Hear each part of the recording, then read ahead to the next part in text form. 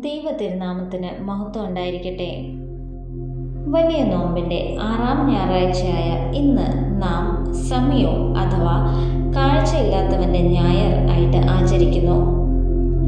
ജന്മന കാഴ്ചയില്ലാത്തവനെ കർത്താവ് സൗഖ്യമാക്കിയ സംഭവം വെറുമൊരു അത്ഭുത പ്രവൃത്തിയല്ല, മറിച്ച് നമ്മുടെ ആത്മീയ കണ്ണുകൾ തുറക്കേണ്ടതിൻ്റെ ആവശ്യകതയാണ് ഇവിടെ സൂചിപ്പിക്കുന്നത്.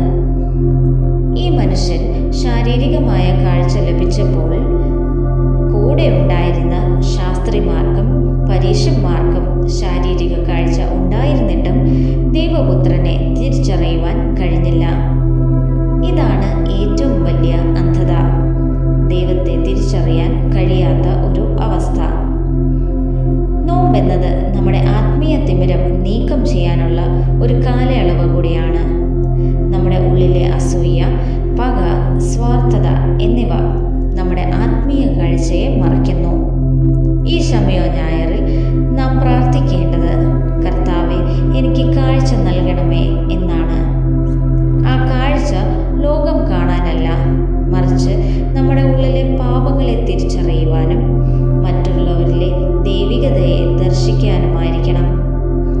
ഈ വലിയ നോമ്പിൽ കുരുടന്റെ വിശ്വാസത്തോടെ നമുക്കും കർത്താവിനെ അനുഗമിക്കാം. അവൻ നമ്മുടെ പാതകളിൽ പ്രകാശമായിരിക്കട്ടെ.